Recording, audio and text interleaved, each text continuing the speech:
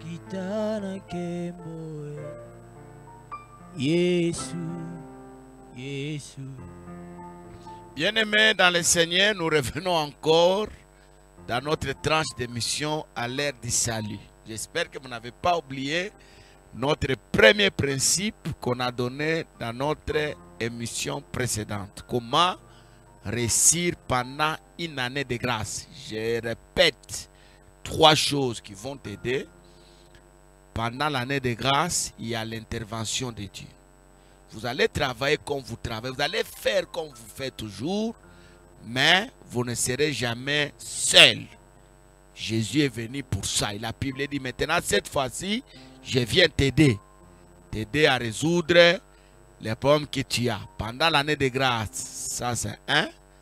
Pendant l'année de grâce, vous êtes obligés de réussir. Parce qu'après la grâce, ça devient une vie normale. Hein? Ce sont les efforts, les relations qui vont compter. Mais pendant le temps de grâce, c'est d'abord Dieu lui-même. Et troisièmement, Dieu vient pendant l'année de grâce parce qu'il a constaté nos faiblesses, nos limites, nos incapacités. L'année de grâce, c'est Ésaïe 61, 1 à 2. Je suis venu vous apporter la bonne nouvelle. Changement de l'histoire. Je suis venu guérir les cœurs brisés. Le monde a brisé votre cœur avec beaucoup de déceptions, beaucoup de réalités de vie. Les cœurs et beaucoup de maladies que les gens ont sur cette terre proviennent des conséquences des cœurs brisés. Il y a les maris qui ont brisé les cœurs de leurs femmes. Il y a les femmes qui ont brisé les cœurs de leurs maris. Il y a des enfants qui ont brisé les cœurs de leurs parents, les parents qui ont brisé les cœurs de leurs filles. J'ai rencontré une sœur qui m'a dit son propre père l'a violée. L'a violée. J'ai rencontré une maman que le commissionnaire a violée pendant la visite de la maison. La maman était en train de chercher une maison à louer. Pendant le temps de visite, le commissionnaire l'a violée. Combien de gens ont été escroqués? Tous ceux qu'il avait, on a escroqué, les cœurs brisés. Combien de pasteurs ont vu leur cœur brisé par les fidèles? Combien de pasteurs ont brisé les cœurs des fidèles? Alors pendant le temps de grâce, Dieu vient guérir les cœurs. Pendant le temps de grâce, Dieu vient libérer les captifs, les prisonniers. Vous êtes prisonniers dans beaucoup de domaines. Depuis que vous avez terminé les études, où est le travail? Depuis que vous vous êtes marié, où est l'enfant? Bien-aimé dans le Seigneur, depuis que vous avez commencé à construire la maison, vous étiez arrêté à la fondation. Jusqu'à aujourd'hui, des années. Depuis que tu demandais le visa d'études, ça fait combien de temps? Tu es prisonnier. Et pendant le temps de grâce, Dieu vient libérer les prisonniers. Pendant le temps de grâce, Dieu vient libérer les opprimés. La défense des opprimés. Combien de gens qu'on opprime? Hein? La belle-mère opprime les beaux-fils, sans problème. Les femmes oppriment les maris. Pour avoir le sexe de sa femme, la femme légitime, l'homme est obligé de s'agenouiller comme un enfant, pleurer toute la nuit. Dans le mariage, opprimé par sa femme. Combien de gens? Combien de gens oppriment, bien aimés dans le Seigneur, leurs travailleurs? Tu travailles, on te paye combien? Combien à la fin du mois? D'ailleurs, même à la fin du mois, bien aimé dans le Seigneur, tu n'es pas payé à la date. Combien de gens, la population opprime les autorités. Les autorités oppriment la population. Et pendant l'année de grâce, Dieu vient libérer les opprimés. Pendant l'année de grâce, Dieu vient, il intervient. C'est la grâce, sentez et voyez mon intervention. Que Dieu soit béni et que l'Éternel soit glorifié. Je crois que vous avez eu le temps de suivre les premiers principes pour réussir pendant une année de grâce. Premier secret, beaucoup de prières. Beaucoup de prières. Les gens qui ont réussi dans la Bible, c'était des gens de beaucoup de prières. Élisée n'était pas un homme ordinaire. Élie n'était pas un homme ordinaire. Anne n'était pas un homme ordinaire. Bien-aimé, David, Élie n'était pas un homme ordinaire. C'était des hommes de prière. Jésus lui-même, notre modèle. Nous voulons faire comme lui, mais nous n'avons pas la prière. On ne fera jamais comme lui. Vous voulez être comme Jésus, faites comme il a fait. Il a fait quoi? bien-aimé dans le Seigneur, il ne péchait pas. Il a été séduit dans tous les domaines, il n'a point péché. Bien-aimé dans le Seigneur, Jésus allait de ville en ville faisant le bien.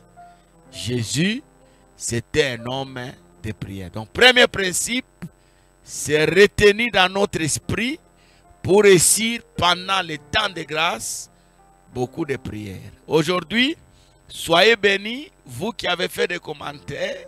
Soyez bénis, vous qui avez partagé. Vous qui avez partagé, continuez à partager. Partagez au service dans vos bureaux. Prenez l'engagement de ne partager plus les insanités. Ce qui est sanité, ce qui est pornographique, ce qui est mensonge, ce qui est sanguinaire. Prenez l'engagement de ne plus partager. Partagez uniquement l'évangile de Jésus et les choses qui sont constructives. Deuxième principe, pour réussir pendant une année de grâce, pendant l'année de la facilité, comment réussir? Retenez ça, que votre âme ne reste jamais affamée. Que votre âme ne reste jamais affamée. Josué, chapitre 1er, le verset 8, je lis la parole du Seigneur. Que ce livre de la loi ne s'éloigne point de ta bouche, mais dites-le jour et nuit, pour agir fidèlement, selon tout ce qui est écrit. Car c'est alors que tu auras du succès dans tes entreprises, c'est alors que tu réussiras. Donc, pour réussir, pendant le temps de grâce, le temps de visitation de Dieu, que l'âme ne reste pas affamée. Écoutez ce mystère que je vais vous donner. Sur cette terre, je l'ai dit à l'église, je l'ai dit à quelques amis, un homme normal, avec le sang et l'eau dans son corps, ne peut pas vivre sans manger. Quand Dieu t'a créé, Dieu a prévu que tu manges chaque jour. Si vous avez un enfant, vous avez un partenaire chez vous, un ami qui ne mange pas, ne l'encouragez pas. Ne lui dites, ah, toi tu es bien, toi tu ne manges pas. Il est anormal, cette personne-là. Il est dans l'anomalie s'il ne mange pas. Pour vivre, il faut manger.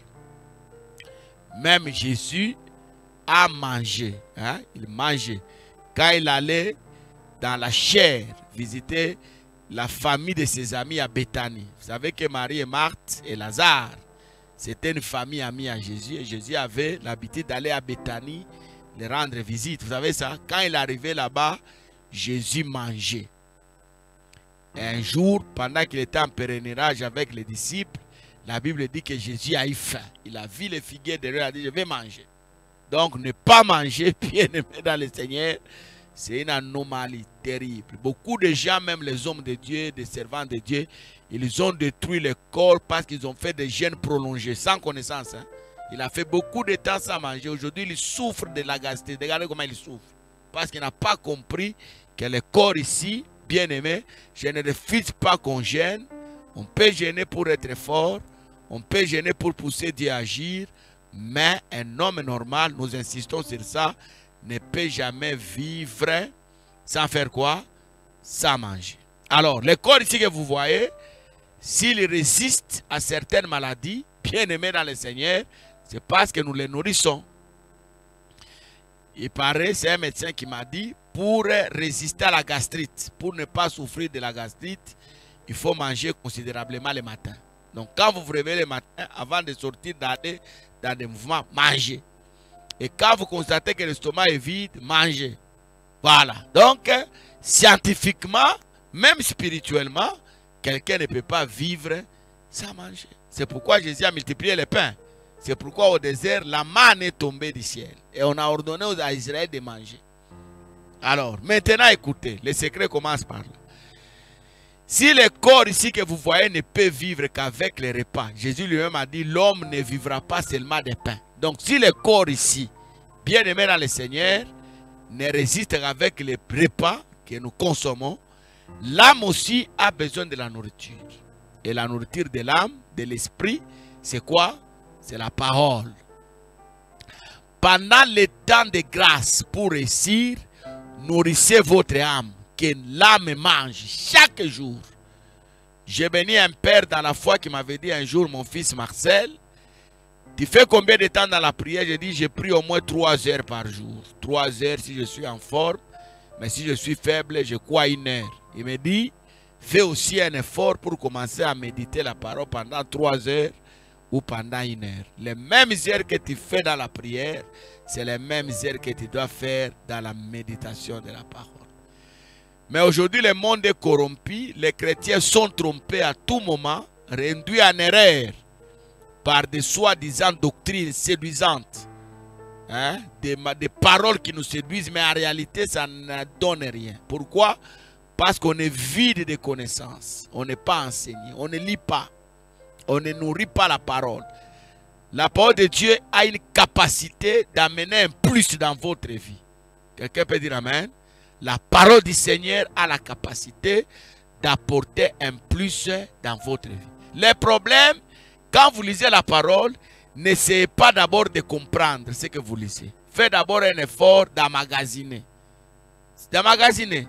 La pluie fait pousser la nourriture, même sur une terre qui n'a pas été labourée. Quelqu'un peut dire Amen? Cette terre n'a pas été cultivée, n'a pas été tournée, mais quand la pluie tombe, elle produit. Elle opère. C'est la même chose avec la parole de Dieu. Même si je n'ai pas compris ce que j'ai lu, le fait que ça a touché mon esprit. C'est quelqu'un m'écoute? Ah, ça c'est une grande révélation que je te donne. Le fait seulement que ça a touché mon esprit, ça a changé ma manière de voir, ma manière de faire, ma manière de vivre. Donc chaque jour, si vous voulez réussir pendant le temps de grâce, mangez la parole. De la même manière que nous mangeons les pains de la boulangerie, nous mangeons des chicken, des hamburgers dans des restaurants. Nous consommons avec joie ce que nos femmes nous donnent. Bien-aimés dans le Seigneur, l'esprit aussi doit manger. Et je vous informe que dans la Bible, il y a des gens qui n'ont pas compris ce qu'ils ont lu là. Ce qu'ils ont lu n'ont pas compris. Mais le fait qu'ils ont lu ça, ça a apporté quelque chose de spécial dans leur vie. Romains 10, 17. La foi vient de ce qu'on entend. Hein? La foi vient de ce qu'on lit là. Hein? Et ce qu'on lit, ce qu'on entend, vient de la parole. C'est pourquoi un chrétien ne peut pas lire n'importe quel livre. Hein? Vous êtes des chrétiens. Les histoires là des témoins de Jéhovah, ça fait quoi dans votre maison? Ça fait quoi? Ça va apporter quoi? Je suis allé dans un bureau, j'ai trouvé un grand directeur avec les bouquins de la rose Koua sur son bureau. Il me dit, je lis seulement pour la connaissance. Je dis non. Apportez comme Actes des Apôtres 19-19, les livres magiques que vous avez, on va brûler ça. Nous, c'est la parole. Pendant l'année de grâce, vous voulez réussir. Premier secret, bien aimé dans le Seigneur, beaucoup de prières. Deuxième secret, que l'âme ne reste pas affamée. Rapidement pour terminer, devant la parole, un chrétien doit avoir 3 attitudes. Si vous n'êtes pas en mesure d'accomplir ces 3 attitudes, mais l'un des 3 ou l'une des 3 doit être dans votre relation avec la parole. 1. Lire la parole, étudier la parole, méditer la parole. Lire, c'est avoir une information autour de la parole. Étudier, c'est avoir la formation autour de la parole, la connaissance. Et méditer, c'est chercher une révélation dans cette parole que vous avez lue. Que le Seigneur vous bénisse, je vous aime et je vous recommande de partager cette vidéo et surtout de ne pas rater l'émission qui va suivre. Ça va nous amener un 3e secret. Que Dieu vous bénisse et soyez heureux chez vous.